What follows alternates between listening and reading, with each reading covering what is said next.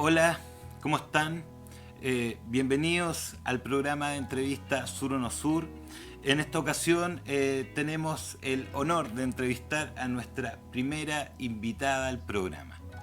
Ella es Fabiola Jaramillo Castel, estudió medicina en la Universidad de Concepción, estudió psiquiatría en la Universidad de Chile, realizó un magíster en salud pública en la Escuela Andaluza, Granada, España, y actualmente se encuentra realizando un doctorado en neuroeconomía en la misma casa de estudios. Bueno, sin más preámbulo, vamos a la entrevista. Hola, ¿cómo están? Estamos acá en el canal Sur o No Sur, en la entrevista Sur o No Sur, y en esta ocasión tenemos una gran entrevistada, como les contaba anteriormente. Ella es Fabiola Jaramillo, ¿cierto? Psiquiatra, y vamos a tener una conversa en extendido con ella para poder saber, ¿cierto?, de su vida, de su quehacer y su opinión ciudadana con respecto a algunos temas o tópicos emergentes en estos momentos.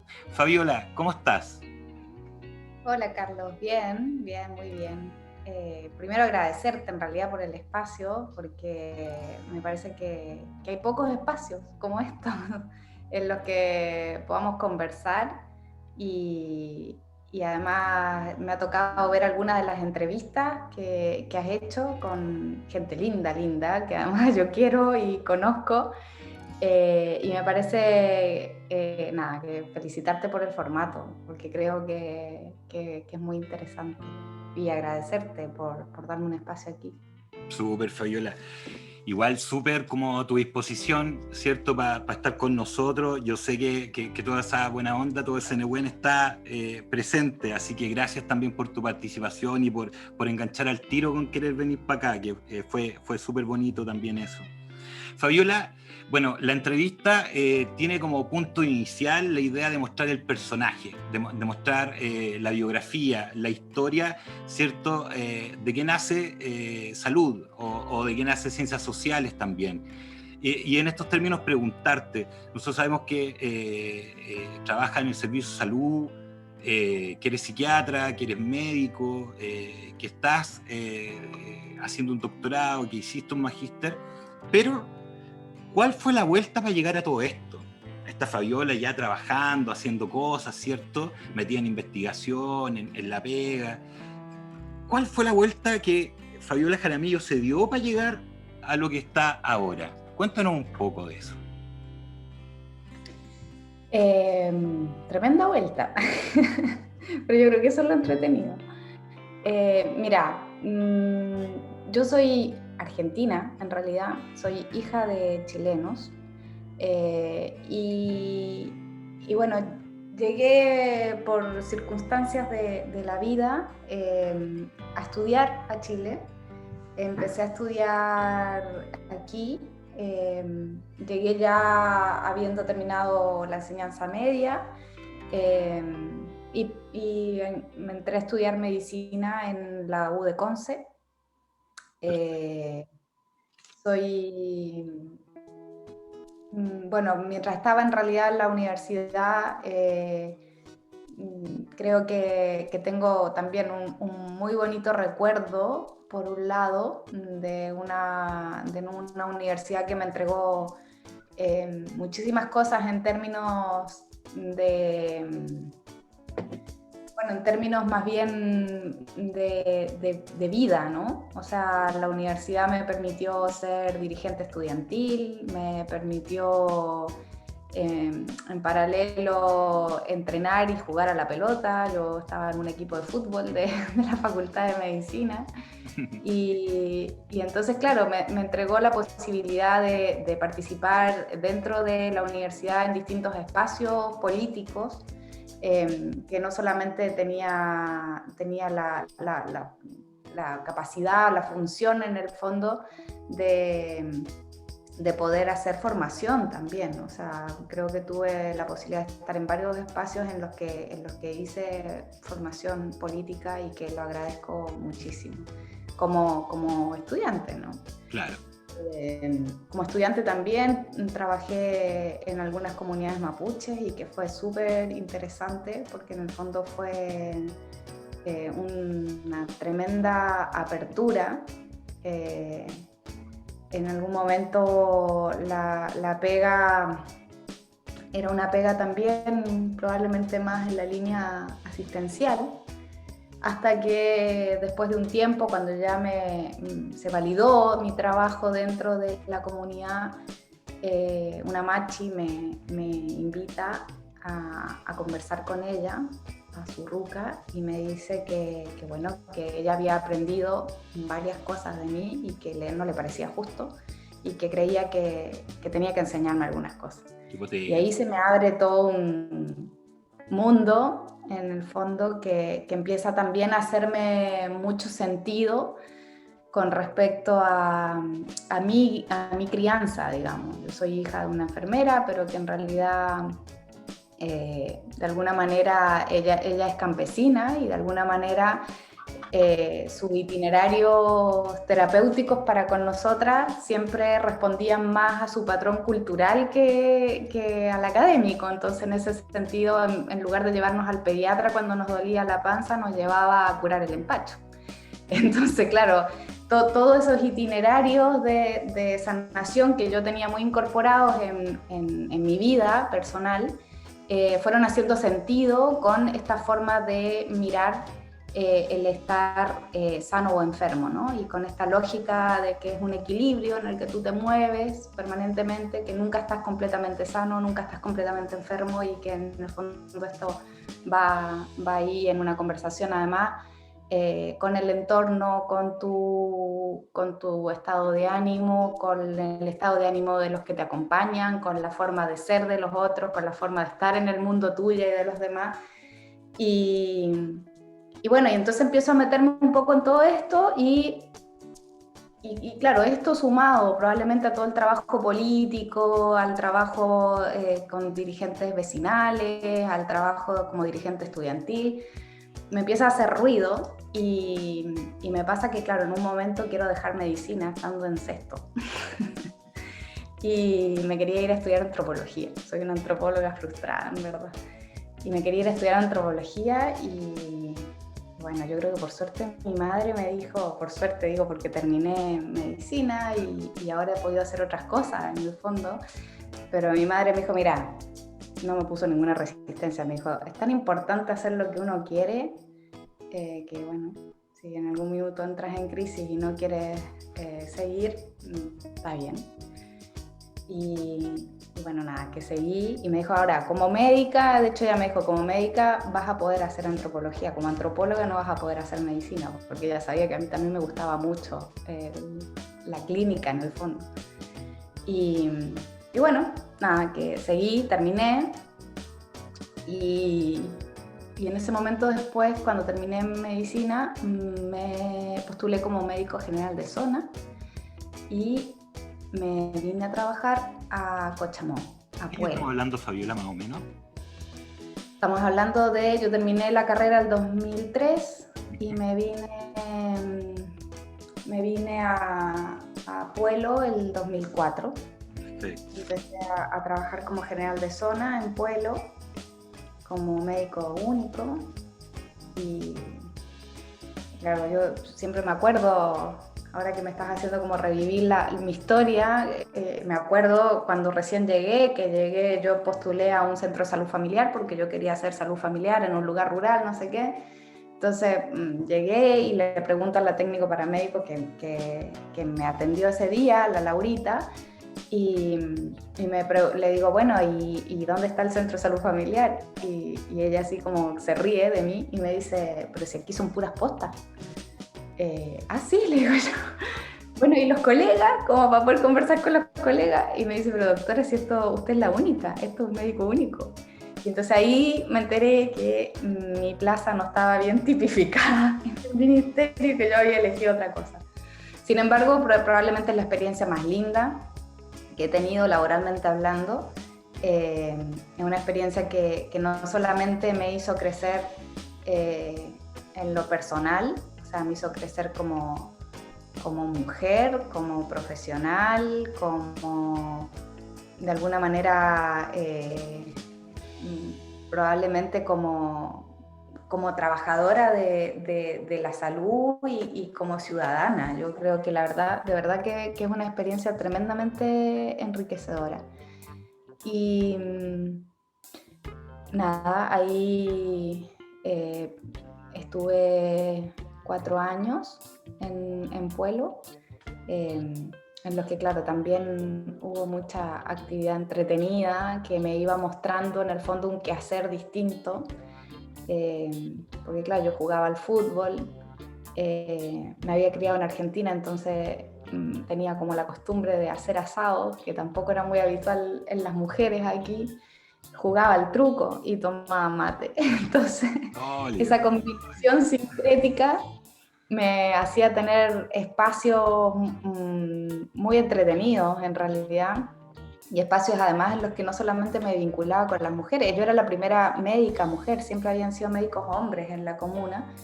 Entonces, claro, era muy difícil para los hombres confiar en una mujer que fuera la médica. Siempre fui la señorita, la enfermera, la no sé qué, pero así como que fuera médica era como raro. Y claro, y además yo siempre decía que era médica, entonces todo el mundo pensaba que yo era una mezcla entre una machitunera y no sé, entonces era como, era raro, ¿no? De hecho, me preguntaban si yo me había formado en una universidad y qué sé yo. Porque claro, siempre tendía además a dar indicaciones probablemente poco convencionales, que tenían que ver más bien con esto, con la medicina casera, con los itinerarios terapéuticos, respetar mucho los itinerarios terapéuticos de la gente. Entonces, claro, era como que eso aumentaba más la duda, ¿no? Pero finalmente, nada, me logré acercar bien a los hombres, por lo que te digo, porque en el fondo era mucho más fácil acercarse de repente, no sé, después en un campeonato de fútbol y conversar con ellos que citarlos a la consulta, ¿no? Entonces era un espacio distinto o en el truco. De acercamiento, pero que me permitía conocerlos, que me permitía de alguna manera compartir con ellos y que ellos supieran que yo estaba ahí y que si me necesitaban yo iba a poder responder porque ellos ya sabían que yo estaba ahí y que estaba un poco para poder ayudarlos si en algún minuto me necesitaban. Con las mujeres del lugar fue una experiencia muy linda porque trabajé harto rato, me sumé a trabajos que llevaban ellas haciendo mucho tiempo, como, no sé, el cultivo bajo nylon, el trabajar con algunas mujeres que tenían sus propios sindicatos de mariscadoras o de pescadoras artesanales, con las que pudimos trabajar temas de género, de sexualidad. Era una experiencia de verdad muy bonita. Luego me vine a Puerto Montt y en Puerto Montt también trabajé para el equipo rural de Puerto Montt un tiempo. ¿Hasta cuándo estuviste en Puelo? En Puelo estuve hasta el 2000, hasta el 2007. 2007 avanzadito en realidad, porque después estuve el 2008, sí, me vine como en noviembre, por ahí. El 2008 estuve en el equipo rural de Puerto Montt. Súper. Del que tengo también un recuerdo muy bonito, porque a pesar de que Puerto Montt es una ciudad, tiene un anillo rural muy, muy grande, con un rural además muy profundo, que tuve la oportunidad de conocer y de trabajar, con un equipo bien comprometido. La verdad es que también fue una muy buena experiencia, que me enseñó mucho. Ahí ya yo estaba más perfilada a la línea de salud mental, por lo tanto aquí yo trabajé más en esta línea, en hacer rondas específicas de salud mental, que era lo que yo hacía como médico general, pero hacía rondas específicas de salud mental con psicólogos en práctica, que hoy son tremendos psicólogos, y con algunos que después fueron contratando, porque fuimos generando también la necesidad y generando la confianza en la gente que la psicología no era para gente loca, sino que más bien, porque está esa resistencia que evidentemente en el ámbito rural era muy, muy importante en ese momento. Yo creo que cada vez está la gente más acostumbrada a entender que en el fondo son procesos de poder solicitar un poquito de apoyo, ¿no? Y que para eso estamos ahí los equipos de salud mental. Y bueno, ahí tuve la oportunidad de trabajar en una jornada parcial, en la que trabajaba en el equipo de salud rural, y en la otra jornada trabajé en un departamento del servicio de salud, en ese momento Yanchipal, Yanquihue Chiloé Palena, en el que el departamento se llamaba, la unidad en realidad se llamaba Salud Colectiva. Y nos encomendaron un trabajo que era básicamente poder hacer un diagnóstico y entender un poco cómo estaba la salud rural en el servicio de salud en ese momento. Y nos tocó la maravillosa pega de recorrer con Esteban Figueroa, que es un antropólogo a quien también debo agradecerle muchísimo mi vinculación con las ciencias sociales, porque claramente nace ahí, nace con el trabajo con él.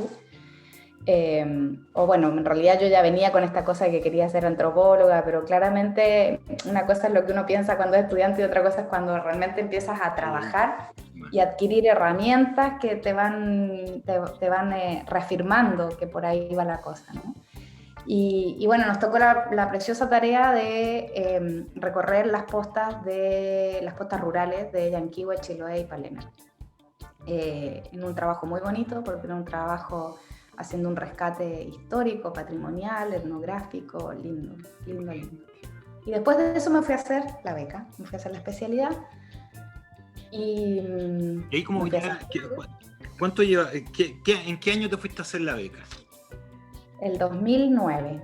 Ya, entonces estuviste como un año en el equipo de salud colectiva. En el equipo de salud colectiva, sí. Ya, súper. ¿Cómo fue eso? ¿Cómo fue? Yo hice clases también. Pero sí, bueno, después ya me fui a hacer la beca. Y bueno, la especialidad, yo elegí un lugar que también de alguna manera, bueno, elegí psiquiatría.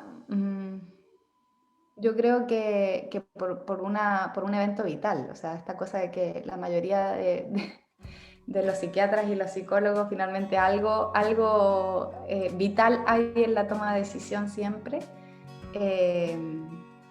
Yo me acuerdo que, claro, estando en la universidad me hicieron un tratamiento por un episodio depresivo grave, y yo insistía con que yo no estaba deprimida, pero que, claro, tenía ganas de hacer cosas, sentía que mi ánimo estaba bien, pero que no me podía el cuerpo, y claro, como siempre he tenido como, no sé, como que probablemente un discurso medio extraño con respecto a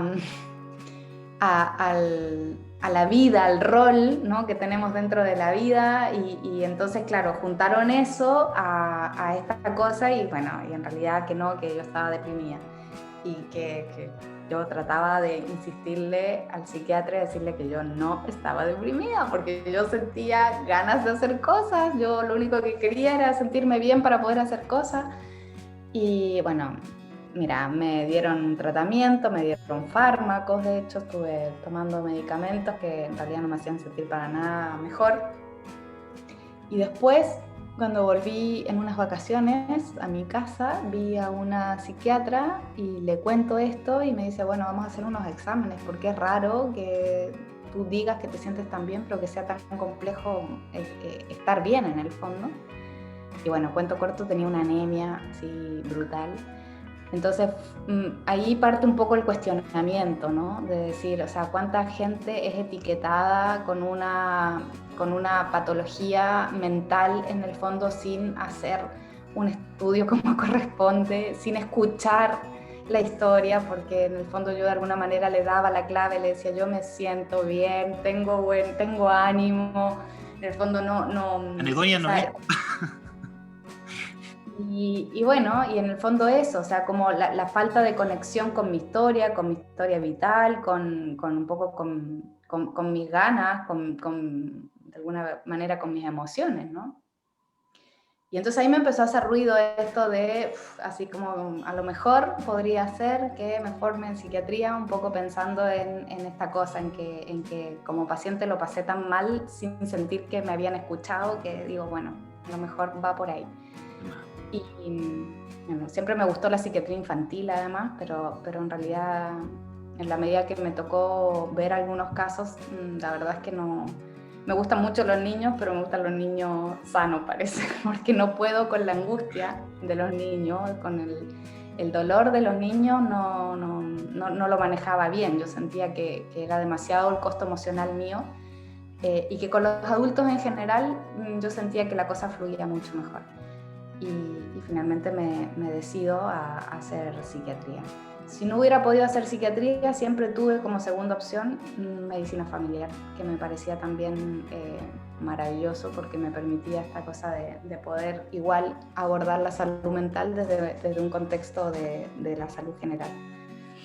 Y me fui a la Chile, al Horvitz, básicamente porque tenía una formación más fenomenológica, entonces nuevamente ahí mi bichito de ciencias sociales que lo sublimaba ahí con la formación más fenomenológica. Y bueno, termino la beca y me vuelvo a Puerto Montt, ya sin cargo. En realidad me volví a pedir trabajo porque me gustaba la zona. Y me vuelvo y empiezo a también contactar por la gente de salud mental de aquí.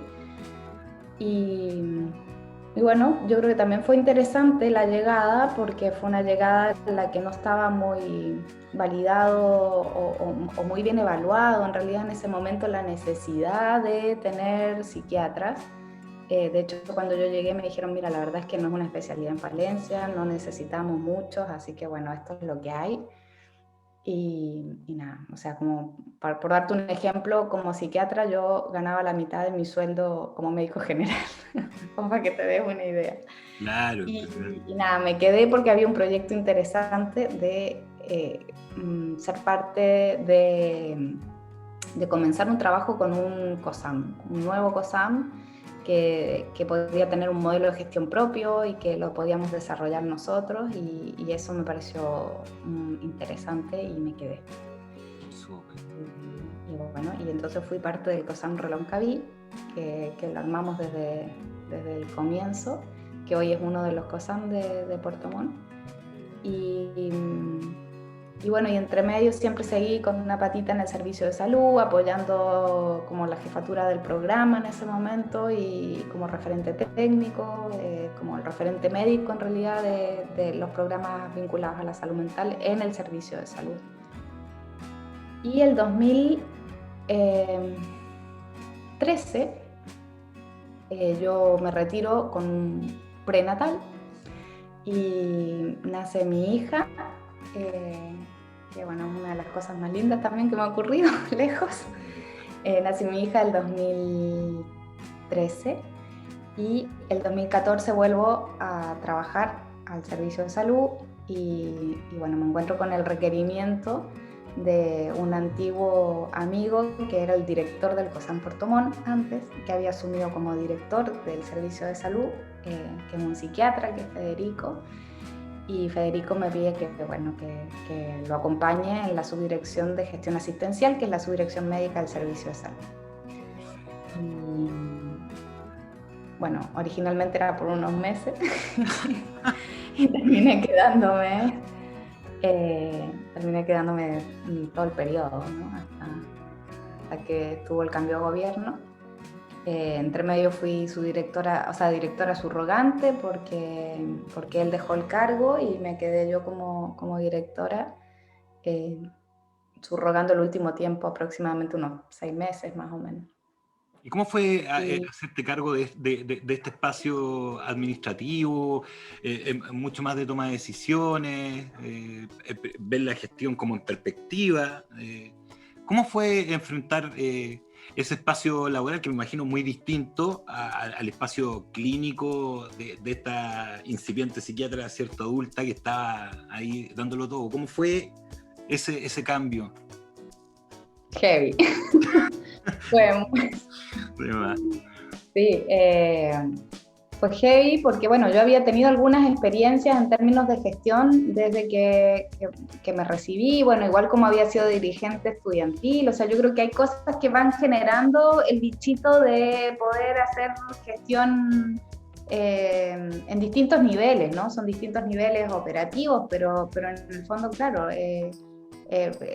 cuando, de alguna manera, cuando eres dirigente, estás gestionando también un equipo y de alguna manera te autogestionas porque estás conociendo, pero también estás gestionando la representatividad de un grupo de personas. Entonces yo creo que hay algunos elementos que sin duda yo creo que me sirvieron, pensándolo ahora, en realidad. Y bueno, cuando fui general de zona también era la jefe técnico del equipo, y como jefa me tocaba también muchas veces la pega más difícil de todas en gestión, que es la gestión del recurso humano, que probablemente es la lejos la más compleja de todas. También probablemente tiene muchísimas gratificaciones, pero sin duda es la de mayor complejidad porque es el elemento fundamental para que todo el resto funcione, ¿no? O sea, pues tú puedes tener todo lo que se te ocurra para poder hacer una buena gestión, pero si el recurso humano no está motivado, no tiene la experiencia, no tiene experticia, no conoce su red, son todos elementos que complejizan en el fondo la gestión finalmente de lo que nosotros hacemos, que es entregar una cartera de prestaciones en términos sanitarios. Y por otro lado, yo creo que una de las cosas que me ayudó muchísimo es que, claro, yo había estado donde las papas queman, o sea, yo había sido médico general y había andado en bote, en avioneta, en helicóptero, en lancha, con el barro literalmente hasta la cintura, porque nos quedamos enterradas con barro hasta la cintura. O sea que yo creo que esa experiencia probablemente también me sirvió para después, cuando uno mira la red en perspectiva, no olvidarse en el fondo de cómo lo pasabas tú cuando estabas trabajando y pedías algo que no te llegaba. Entonces creo que sí, que esas cosas son elementos que ayudaron. Por otro lado, que de alguna manera el equipo con el que me tocó hacer la pega también era un equipo bastante, de alguna manera, bastante generoso, que siempre que de alguna manera uno empieza como a meterse en temas de gestión administrativa propiamente tal, tú dependes mucho porque la asimetría de información es brutal con la que se maneja la gente que ya está metida en la rueda, por decirlo de alguna manera, y tú que vas tratando de entrar, ¿no? Y en ese sentido, sobre todo la gente, los referentes del programa, fueron muy generosos en poder hacer que uno se pudiera ir empoderando de los temas de a poco, y nada, que eso yo creo que nos ayudó mucho. Eso, y después, bueno, cuando dejo la subdirección médica o de gestión asistencial,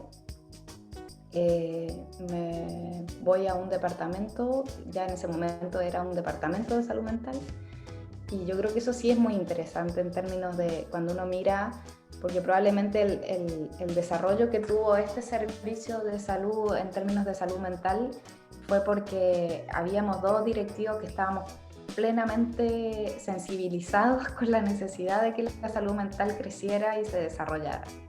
Y así todo no fue fácil, porque el recurso es absolutamente limitado, pero sí nosotros intencionábamos que la red de salud mental tuviera un desarrollo distinto, que de alguna manera la gente pudiera disminuir el gasto bolsillo para poder tener de alguna manera como la misma cartera de prestaciones, o sea, una cuestión de equidad básica, o sea, decir, no porque vivas en Futaleufú o en Palena vas a tener una prestación muy distinta a vivir en un barrio de Puerto Montt. Tenía particularidades territoriales que hacía que nosotros tuviéramos que hacer adecuaciones para poder entregar una atención parecida, ¿no? Pero el sentido era que eso, que de alguna manera la prestación, es decir, la atención especializada de psiquiatra, de psicólogos o del equipo en realidad pudiera seguir a la persona y no la persona tener que en el fondo seguir su prestación o su indicación. Y en ese sentido yo creo que claramente el que el director haya sido psiquiatra y que la subdirectora de gestión asistencial fuera psiquiatra también, sin duda ayudaba al desarrollo de la red. Potente. Estamos con Fabiola Jaramillo en la entrevista de Sur o No Sur, indagando sobre su construcción biográfica, ya revisando, ¿cierto?, su paso por el servicio de salud y en los cargos más de definiciones, ¿cierto?, de gestión, en una lógica administrativa, pero siempre este sentido de estar visualizando la salud mental, la salud, la ciudadanía y tratar de hacerlo con más contexto, con más pertinencia cultural. ¿Qué pasa después de esta vuelta? Empieza el tema de los estudios, hay un magíster, un doctorado. Cuéntanos un poquito de eso. Bueno, sí, después que dejé, que de alguna manera salí como del espacio de la gestión propiamente tal, en términos de la gestión directiva, me presenta una posibilidad valiosísima, que es postular a un magíster de salud pública y gestión, que estaba dictando la Escuela Andaluza de Salud Pública en Granada, en España. Y postulé y me fui, hice el magíster y bueno, también una tremenda experiencia. La Escuela Andaluza tiene una historia de formar además latinoamericanos, digamos, que es interesante y claro, ahí te das cuenta en el fondo cómo de alguna manera con muchas personas que nos conocemos acá, hay una impronta de cómo hacer la salud pública que tiene que ver con la escuela. Luego hice un diplomado que es un experto, que es un título distinto allá, pero en el fondo es un diploma experto que se hace en gestión sanitaria para directivos, en el fondo, que claro, es distinto al magíster que hice porque tiene más bien mucha gestión sanitaria y mucho recurso humano.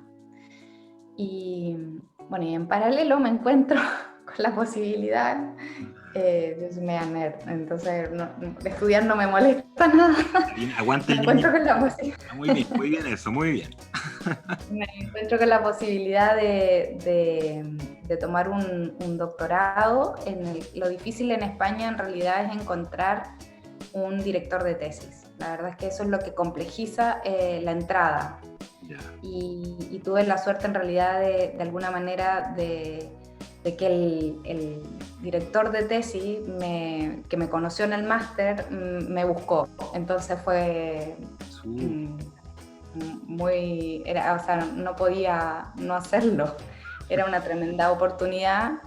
Y entonces, claro, estoy haciendo un doctorado que va a sonar medio raro porque es un doctorado en la Facultad de Economía y que en el fondo tiene...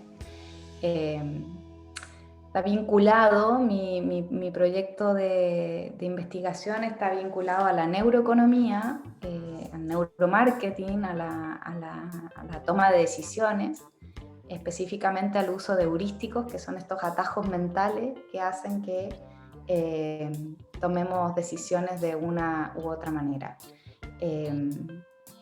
Y bueno, hay tema para conversar en otro momento. Y bueno, y ahí en el en el magíster, en realidad, que el magíster hice mi tesis en como en una adecuación importante que se empezó a hacer, yo diría que es una adecuación que partió casi con la erupción del volcán Chaitén, y que es una adecuación en la red de salud mental en la que empezaron a haber equipos territoriales, en la que empezó a sonar la importancia de la pertinencia cultural y territorial en la lógica de poder responder a la demanda de salud mental. Y que después le agregamos como un momento de resolutividad distinto en el que lo que te contaba antes, la idea de poder resolver lo más cerca del domicilio de la gente las necesidades en términos de salud mental, y que la familia pudiera ser un integrante importante del proceso de tratamiento, de recuperación, de rehabilitación, de reinserción. Y en ese sentido, entonces, claro, se generó una adecuación en la que se empezaron a generar rondas de especialistas, rondas con psiquiatras que hacían los ingresos de los usuarios a los programas o no sé, o al GES o a lo que fuera necesario. Entonces se hacía de manera presencial y después se le hacía seguimiento de manera telemática a través de telepsiquiatría, con lo que veían a su psiquiatra tratante luego a través de una pantalla, que ahora les parece súper lógico porque lo hace todo el mundo, pero en ese momento no era tan habitual, pero que les permitía a ellos estar en sus casas o en el hospital más cercano, por ejemplo, el Hospital de Palena, de Futaleufú, en Cochamó, en alguna posta, sin tener que ellos venir a Puerto Montt, porque claro, había una serie de cosas muy complejas alrededor del ausentismo de las personas que tenían una necesidad en términos de salud mental, porque claro, no es fácil, había un gasto bolsillo muy importante, la gente que vive en sus campos tenía que dejar a alguien encargado, pagar a ese alguien que se quedara de casero, o sea, era una serie de gastos que finalmente hacían que la gente no acudiera. Y que bueno, que en la medida que el territorio también fue teniendo más presencia de salud mental, fue más fácil también que la gente entendiera que este proceso no era un proceso para gente con determinadas características, sino que cualquiera podía necesitarlo en algún momento y que estaba cada vez ahí más asequible.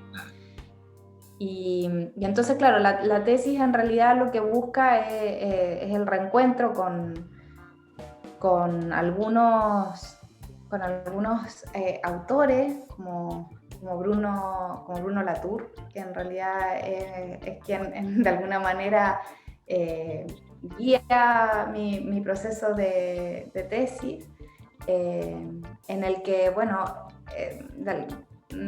usé básicamente la teoría del actor red de él, que es una teoría que, para simplificarla así mucho, busca poder identificar todos los actores de una escena, ¿no? Pero él dice, el problema de tener actores en una escena determinada es que hay una situación, ¿no? Del poder y del protagonismo de esos actores, que en las redes no es real, dice él, porque en las redes tienen el mismo peso dependiendo desde dónde tú mires la relación que se establece en estos distintos actores. Entonces él introduce ahí un término que es el actante, y habla de los actantes humanos y los actantes no humanos. Actante es, en el fondo, cualquier entidad que es capaz de tener un poder de agencia, es decir, que puede influir en las decisiones, el quehacer o la relación que se genera con el otro actante o el otro nodo, también que él habla de nodos o actantes dependiendo de cómo mires tú la red. Y en ese sentido, claro, Lo importante de esto era poder mirar la importancia que tenían los lactantes humanos y los lactantes no humanos. Y en ese sentido fue bastante entretenido el resultado de la tesis, porque la hipótesis era que el lactante humano más importante, por ejemplo, para que se generara la vinculación entre el médico general, que era el médico cabecera en el fondo, que estaba en el hospital de Futaleufú o de Palena, con el especialista. Claro, decíamos, bueno, si se cae el especialista no llega a la sesión o no sé qué, entonces en el fondo probablemente el rol, el peso específico en esa red de lactante humano, especialista, psiquiatra, era muy importante. Y en realidad al hacer el ejercicio, bueno, que tiene una metodología, pero bueno, para simplificarlo un poco, pero al hacer el ejercicio nos damos cuenta que el lactante humano más importante para que eso pasara era el médico general. Porque si el especialista no llegaba, el que resolvía era el médico general, porque el médico general, de alguna manera, había estado en un proceso formativo continuo al tener esta relación con el especialista que le permitía resolver en ese momento. Pero si el especialista estaba, pero el médico general no, se caía completamente el proceso. O sea que el importante era el médico general.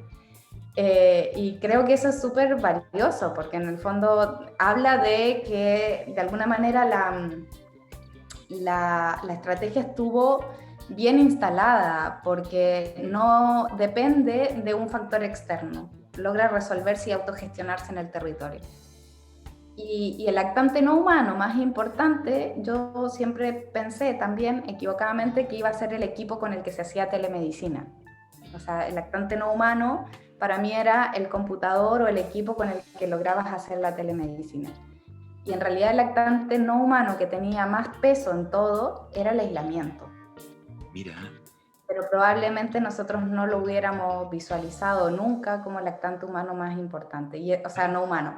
Y en ese sentido es importante en el momento de gestionar, de tomar decisiones y de implementar estrategias, porque claro, efectivamente si tú no tienes en la cabeza que la dificultad más importante tiene que ver con el aislamiento, y no solamente con el aislamiento geopolítico, sino con el constructo social y cultural del aislamiento, que en el fondo estaba probablemente teniendo un peso mucho más importante en la red. Y bueno, eso, o sea, yo creo que ahí mi encuentro, como te digo, terminó en este proceso, en lo importante que es poder hacer las readecuaciones de las redes para que las redes funcionen. En el fondo necesita el poder tener esta bajada al territorio, esta mirada local, esta sustentabilidad en lo local que permite que efectivamente pueda desarrollarse. Y bueno, y desde el punto de vista también del proceso del proceso como más intelectual que hace que yo llegue a esta relación con las redes, también probablemente ahí hay otro encuentro que para mí es bastante significativo, que es con Jack Rancière, que en algún momento lo conversamos, y que bueno, yo creo que hay dos componentes muy importantes que han sido como parte de la línea editorial de mi trabajo y que tiene que ver con la vinculación un poco de la política con la estética, con la forma de hacer política, con la forma de alguna manera poder mirar los procesos políticos. Y cuando digo hacer política, mirar los procesos políticos, la política sanitaria, no estoy hablando de un partido político, estoy hablando como de de lo macro que implica en el fondo el poder tener esta lógica de pensar, ¿no?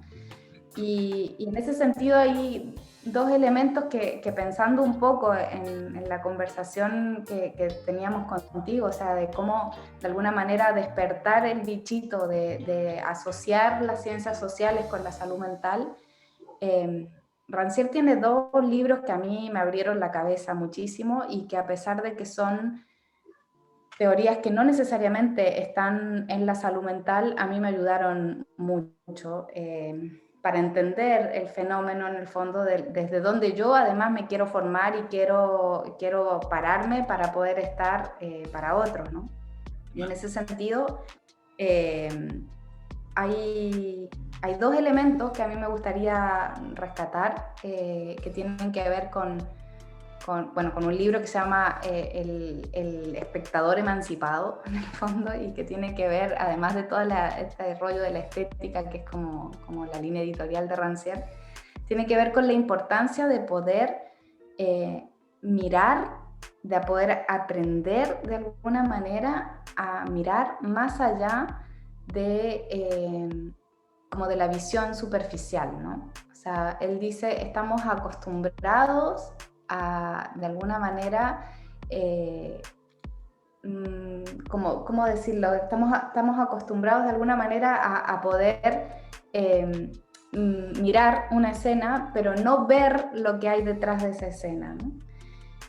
Pero bueno, en el fondo lo que, retomando un poco el hilo de la conversación, lo que Rancière nos plantea es que si nosotros lográramos mirar con ojos de turista, ¿no? O sea, cuando uno va a un lugar completamente desconocido, uno está con todos los sentidos despiertos, mirando qué pasa, cuáles son las relaciones de unos con otros, tratando de entender si es que es un idioma distinto, tratando de entender lo que dicen, ver cuáles son las claves sociales, en fin, ¿no? Miras con todos tus sentidos puestos para sobrevivir de alguna manera, para no perderte, para tratar de entender cómo sobrevivir en ese espacio. Y él dice, si nosotros hiciéramos eso en un espacio cotidiano, en un espacio en el que nos desenvolvemos habitualmente, eso cambiaría muchísimo la forma de mirar ese espacio al momento de gestionarlo, ¿no? Porque en el fondo te permite de alguna manera estar con una visión mucho más panorámica de ese espacio, de ese momento, de esas personas. Y por otro lado, bueno, hay otro elemento que tiene que ver con la importancia que tiene el salirte del espacio de saber, ¿no? De entregar un espacio que sea un poco más simétrico en la construcción del conocimiento y del encuentro con el otro, ¿no? Y en ese sentido, claro, nuevamente Rancière tiene toda esta mirada que aparece en un libro que tiene un título además muy sugerente que se llama El maestro ignorante, y que en realidad él lo que pretende ahí es precisamente poder mirar, o sea, poder entender, hacer entender en realidad, que el maestro está en una condición de superioridad creyendo que el alumno, ¿sí? que esta cosa viene con una mente vacía, con una cabeza vacía, con una historia sin escribir, con un contexto que no existe, ¿no? Entonces yo le abro la cabeza y le meto información, ¿no? Y él dice, bueno, que no es así, y que lo único que eso hace es generar un tremendo distanciamiento entre el maestro y el alumno. Y si bien, claro, mi línea de trabajo, de experticia no es la educación, sino que es la sanidad y en ese sentido el poder entregar una prestación de calidad en términos de salud mental. Entonces yo lo que hago es extrapolar un poco eso en el quehacer cotidiano, ¿no? Y decir, bueno, el paciente tampoco viene vacío, ¿no? O sea, el paciente, el usuario que viene a buscar ayuda, viene con una historia, viene con un contexto, viene con un aprendizaje sobre su condición, viene con prejuicios sobre su condición, ¿no? Viene con prejuicios hacia mí también. Entonces, de alguna manera, el tratar de encontrarse con el otro desde una situación que sea mucho más simétrica, mucho más horizontal, que en el fondo permita efectivamente poder conocer al otro y poder entrar de alguna manera en el mundo del otro para poder facilitar ese encuentro y poder ayudar, ¿no?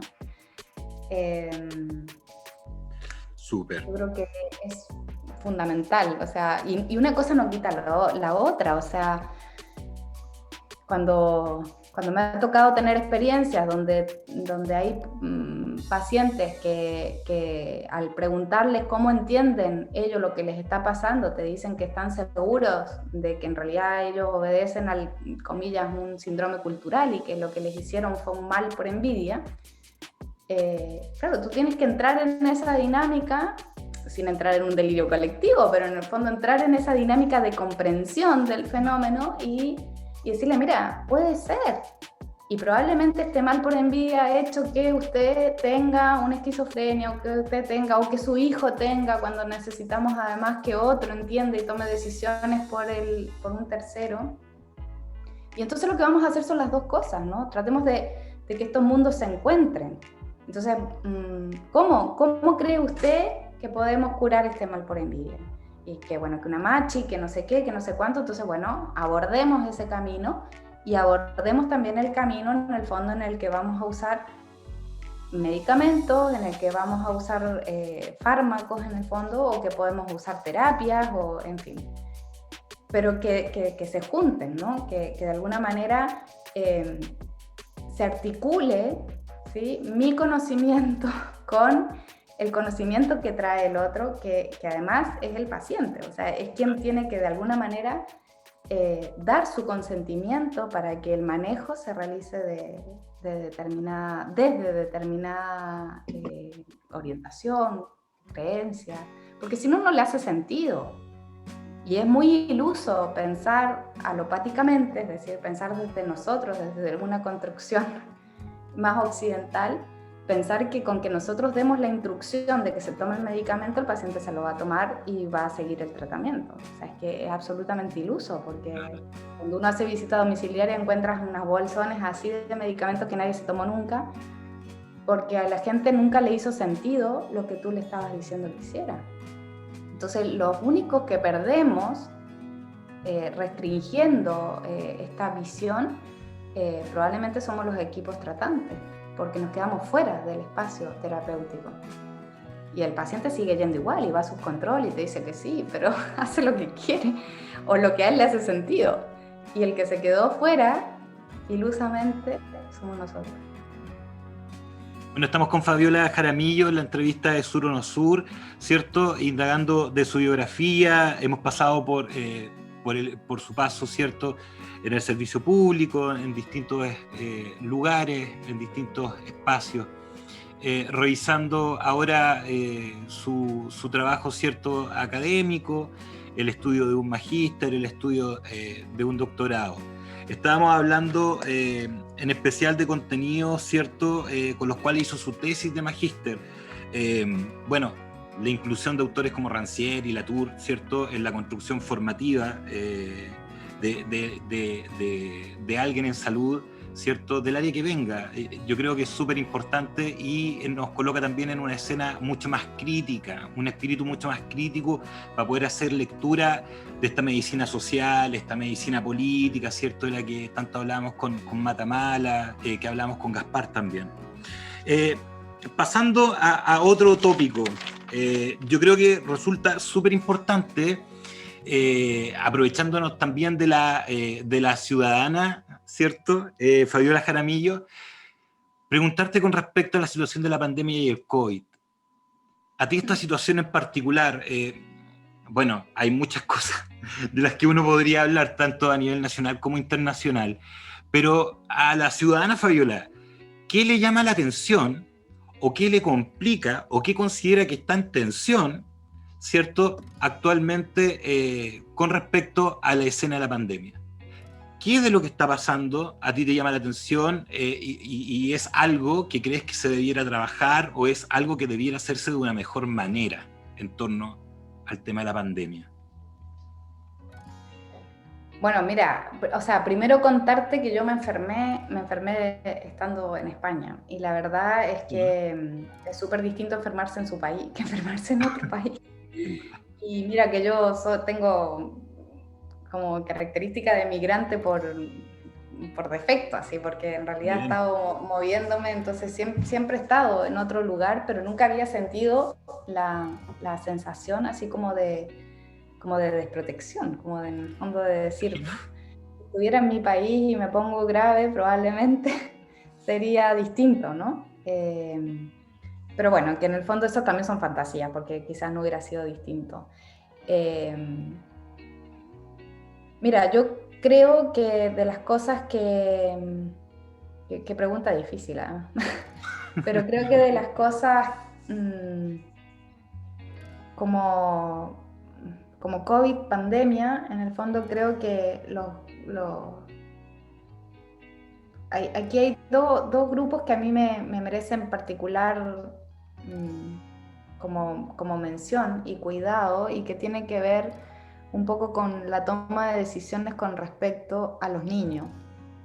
Y lo digo porque en el fondo yo creo que los niños no tenemos ni idea cuál va a ser el impacto en términos de educación, en términos de relaciones interpersonales, de tener niños en cuarentena durante tanto tiempo, ¿no?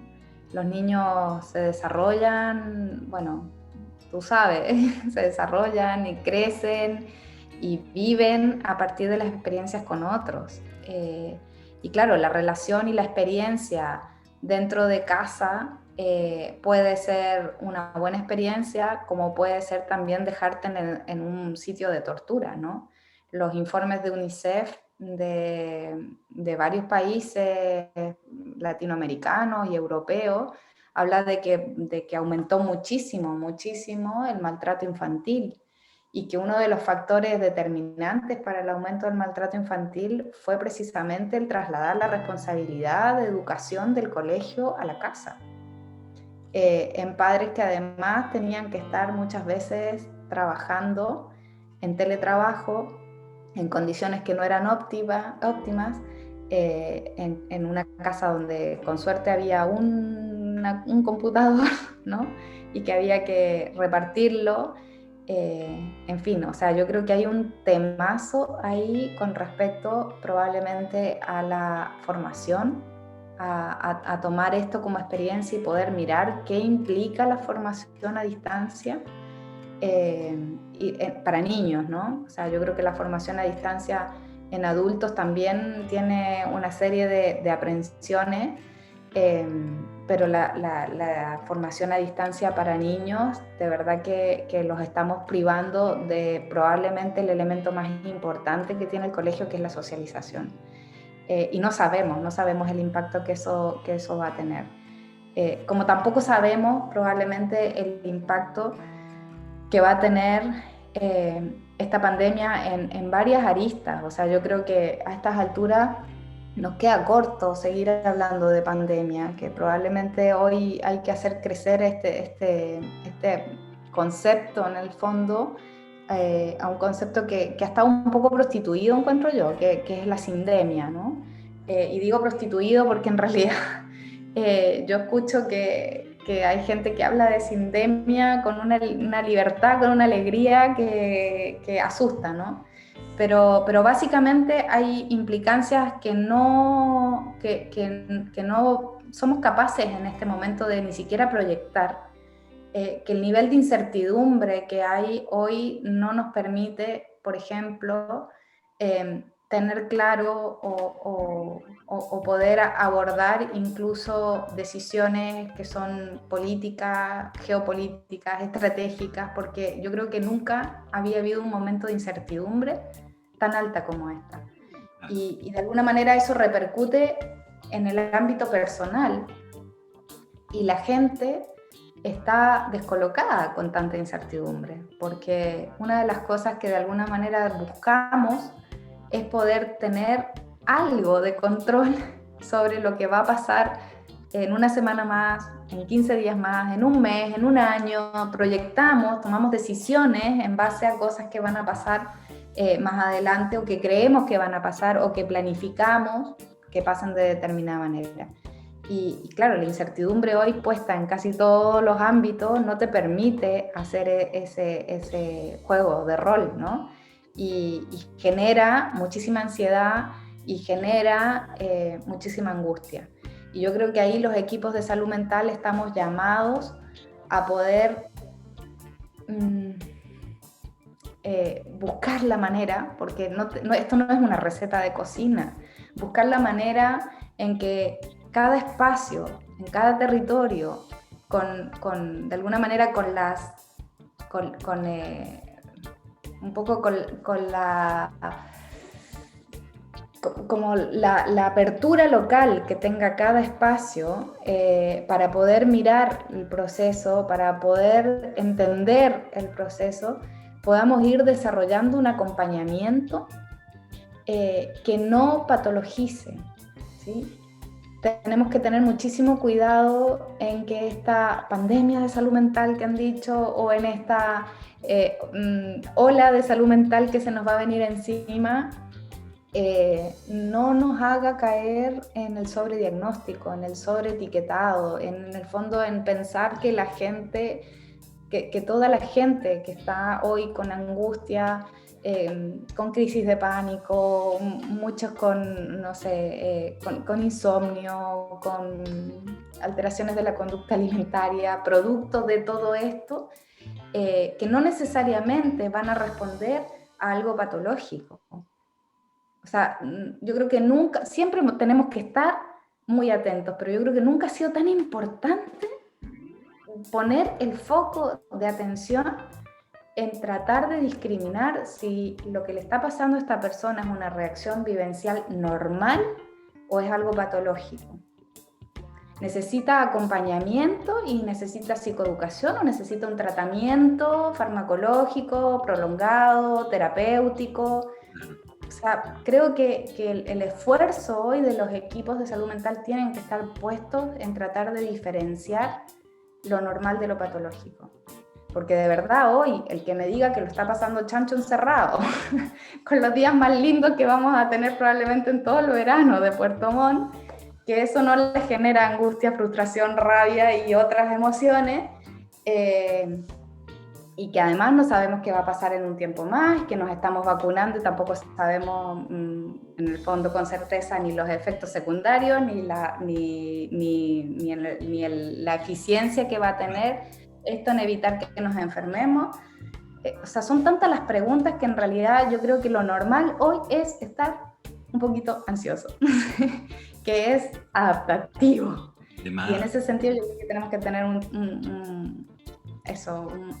los sentidos muy, muy, muy abiertos a tratar de no caer en el sobrediagnóstico. Que eso requiere más tiempo, que requiere una mirada distinta, es verdad. Y tenemos que estar conscientes de eso, ¿no? Que vamos a necesitar probablemente tener equipos reforzados para que sean capaces de hacer esto, es verdad. Porque es mucho más fácil medicalizar el proceso que acompañar sin medicalizar.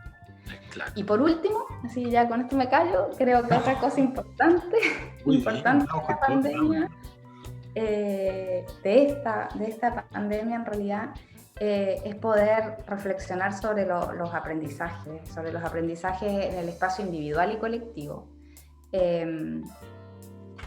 Estamos viviendo en un mundo absolutamente globalizado, pero no podemos dejar de mirar los requerimientos, en el fondo, que tenemos como país, en este caso. Y lo digo porque no nos puede pasar que dependamos absolutamente de los grandes mercados internacionales, de China, de Estados Unidos. O sea, vimos la fragilidad que nos generaba que China cerrara sus fronteras, vimos la fragilidad que nos generaba que Estados Unidos cerrara sus fronteras y que con ellos se cerraba la posibilidad de adquirir, o bueno, Alemania con el tema de los ventiladores mecánicos, pero en el fondo se cerraba la posibilidad de adquirir elementos de protección, o sea, las famosas EPP, o sea, desde la mascarilla en adelante, porque todo es de fabricación china. Entonces, de alguna manera quiero, o me gustaría que pudiéramos pensar, reflexionar sobre la importancia, en el fondo, de tener una mirada que tienda a resguardar la soberanía en términos de poder, la soberanía de producción de algunas cosas que son importantes para salir de una crisis como pudiera ser esta o alguna que venga, ¿no? Chile tiene historia muy potente en producción de medicamentos y en producción de vacunas, y hoy estamos importando vacunas, ¿sí?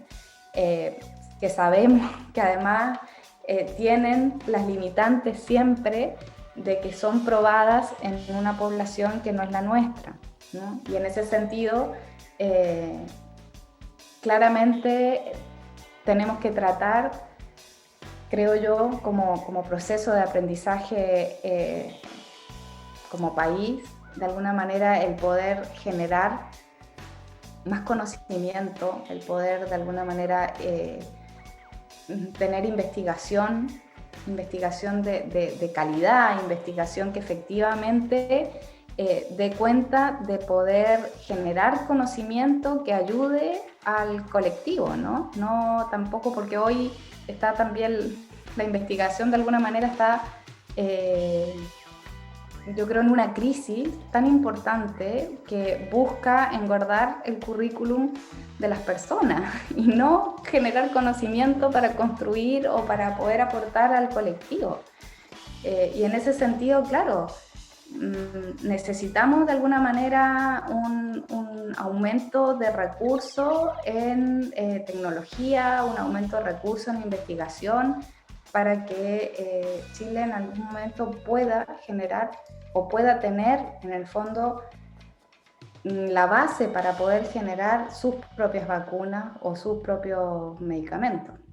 Pero eso significa cambiar la forma de gestionar el modelo, ¿no? Porque hoy estamos comprando, y compramos a precios que no conocemos, con contratos que no conocemos, con cláusulas que no conocemos, y probablemente si nosotros pudiéramos producir nuestros propios medicamentos o nuestros propios elementos de protección personal, ayudaría a enfrentar una crisis en otro momento, ¿no? Estamos con Fabiola Jaramillo en la entrevista de Sur Uno Sur. Un poco la idea. No, súper. Lo importante, bueno, colgándome un poquito tus palabras, el tema de estos tiempos tan posmodernos y neoliberales me provoca como que algo ocurre y damos vuelta a la página y vamos al nuevo episodio. Y es una catástrofe tras otra. Terremoto del 2010, y así podríamos seguir, Tocopilla y un montón de... Ahora la pandemia que nos toca a todos.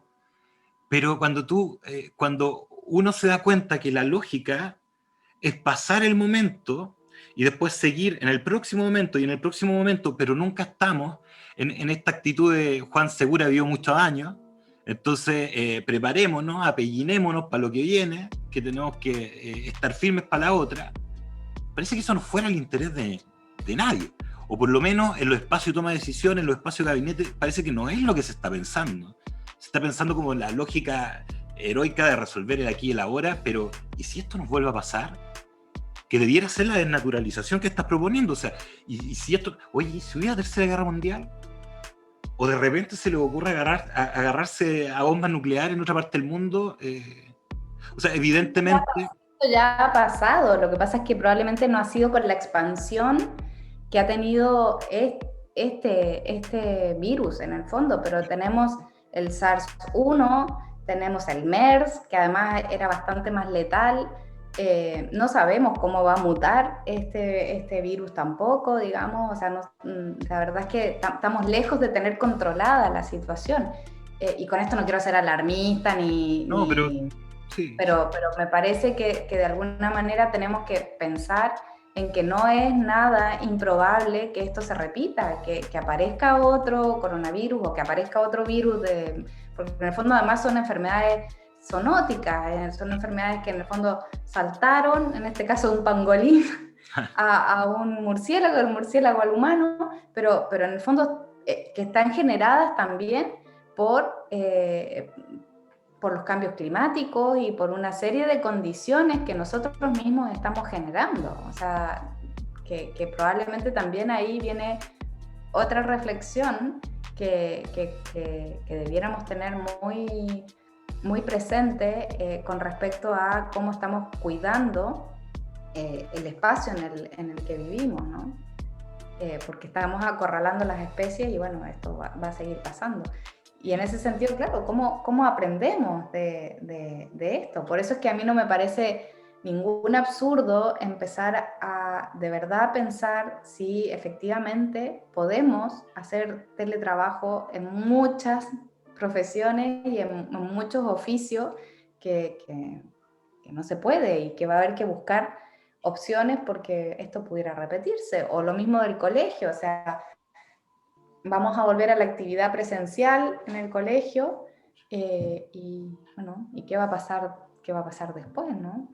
O sea, ¿qué va a pasar si en algún minuto tenemos que volver a encerrarnos? ¿Cómo poder aprender de esta experiencia que ha sido absolutamente compleja, multidimensional, tremendamente difícil de abordar? O sea, yo no creo que haya sido fácil para nadie, pero sin duda si estamos preparados, si sabemos que se pudiera repetir, también vamos a saber cuáles han sido nuestros principales complejidades en el fondo de resolver y vamos a poder abordarlas de una manera distinta. Si damos por superado, como dices tú, pasamos de página y nos olvidamos, probablemente va a ser nos va a volver a pasar lo mismo, ¿no? Ahora, Chile tiene experiencia y en ese sentido yo tengo esperanza, porque Chile efectivamente tiene experiencia en el abordaje de emergencias y desastres y de alguna manera ha ido aprendiendo de sus procesos, ¿no?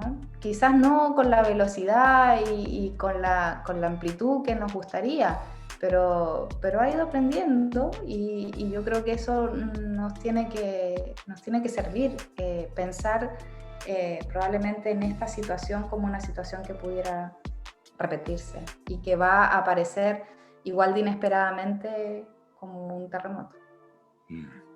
Estamos con Fabiola Jaramillo en la entrevista de Sur o No Sur, ¿cierto? Indagando con respecto a la escena del COVID y en realidad viendo algunos puntos, algunas tensiones o elementos a cambiar, ¿cierto? De cómo se podrían enfrentar este tipo de pandemia. Tratando de ir a otro tema de la actualidad que me resulta relevante y que te quiero consultar porque sé que hay una opinión ahí en eso. Tiene que ver con el tema del cambio de constitución. Cambios constitucionales, cambios que debieran generar la toma de decisiones distintas, una política pública distinta, una forma de hacer salud distinta. En función a eso, cambios constitucionales y pensando en la salud pública principalmente, ¿hacia dónde cree la ciudadana, cierto, Fabiola, que las cosas debieran ir para que Chile sea un mejor país? Sí. Mira,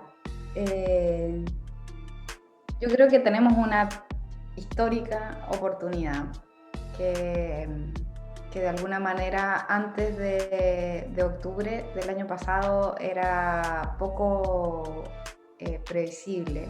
Muchos probablemente no nos habríamos podido imaginar que íbamos a estar en este escenario. Y en ese sentido creo que hay que aprovechar la oportunidad, que hay que hacerlo bien. Y ahí, como ciudadana, te digo que probablemente nuestro rol más importante es el control social. No solamente al momento de votar, sino también al momento de poder ir enterándonos cómo van los procesos, de alguna manera de poder democratizar la conversación de las reformas que se van realizando. Y digo democratizar la información porque creo que hay también aquí una asimetría de información tan brutal, es tan difícil para mucha gente entender en términos legales todo lo que implica el nuevo marco, que probablemente ahí, para quienes les sea más fácil poder leer eso, hay un esfuerzo colectivo de poder compartir, de poder socializar, de poder democratizar esa información para que la gente pueda ser parte efectivamente de este proceso, ¿no? Y hay que estar muy atentos, por eso hablo como del control social, porque hay que estar muy atentos. En ese sentido es muy fácil reescribir en las mismas líneas en que hoy estamos absolutamente amarrados muchas de las cosas que queremos como refundar como ideas, ¿no? En ese sentido, en salud, probablemente el financiamiento y la accesibilidad van a ser dos temas tremendamente importantes de chequear cómo se van a dar, ¿no? En este momento tenemos un sistema sanitario que es tremendamente segmentado en su financiamiento y probablemente muy, muy, muy fragmentado en la operativa de cómo se gestiona y de cómo en el fondo se entrega las prestaciones. A pesar de que han habido muchísimos intentos de poder ir en la línea de la integración de las redes de servicios sanitarios, es muy difícil porque hay un tremendo entramado de intereses políticos, económicos y de poder que lo hacen muy complejo. Y en ese sentido creo que tenemos que estar muy atentos. Muy atento. Sí, y que el control social aquí ya ha demostrado que es absolutamente esencial, ¿no? Claro. Fabiola, bueno, darte las gracias por tu tiempo, ya por la buena onda, por la disposición, por todo el conocimiento, el saber entregado. Yo sé que la comunidad de Ciencias Sociales y Salud del Sur va a disfrutar, ¿cierto?, con esta conversación y a tener la posibilidad de conocerte también un poco desde el humano. Darte las gracias por la entrevista, por la franqueza, por lo directa, ¿cierto?, para enfrentar la realidad. Y bueno, palabra al cierre. ¿Quieres decir algo, alguna reflexión, algún comentario? Nada, yo agradecer el espacio. Creo que estos espacios son tremendamente valiosos. Hace un tiempo probablemente ninguno de nosotros estaba tan familiarizado con las pantallas, con el poder compartir incluso de lugares muy lejanos, ¿no? Y hoy estamos completamente conectados con la tecnología que nos permite de alguna manera estar cerca.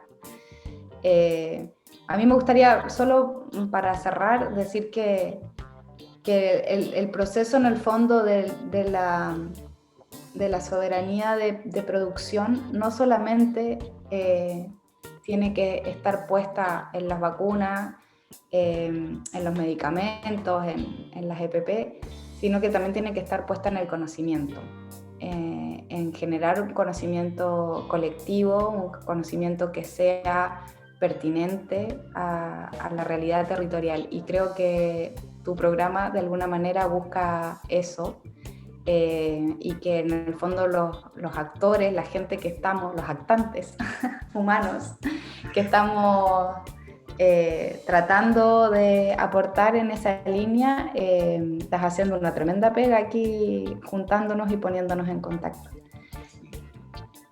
Nada, creo que es muy, muy valioso no perder en ningún momento de vista la importancia de la mirada territorial y local, ¿no? Sí, valioso. No perder el sentido, saber que eso es lo que debe estar en el centro y en nuestro horizonte todo el rato nomás. La humanidad se construye en los marcos culturales y y esa es la escala que tiene. Entonces tenemos que volver a eso, volver al sur. Volver al sur. Volver al sur, sí. Y cuando el mundo vuelva a ser amable, me imagino que buscarás que todos tus entrevistados nos podamos juntar. De más. Vamos a hacer una junta sur o no sur. De más. Bueno, darte las gracias nuevamente, ¿cierto?, por la disposición y la buena onda y generar este espacio de conversación tan potente desde lo conceptual, desde lo teórico, pero en una escala bien humana para poder hacerlo llevadero y entretenido por sobre todo.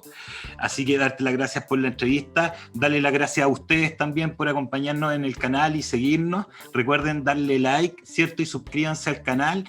Esto es Sur o no Sur, Ciencias Sociales y Salud desde el sur de Chile. Así que eso, nos vemos para una próxima entrevista, espero que disfruten, ¿cierto?, tanto como disfrutamos nosotros.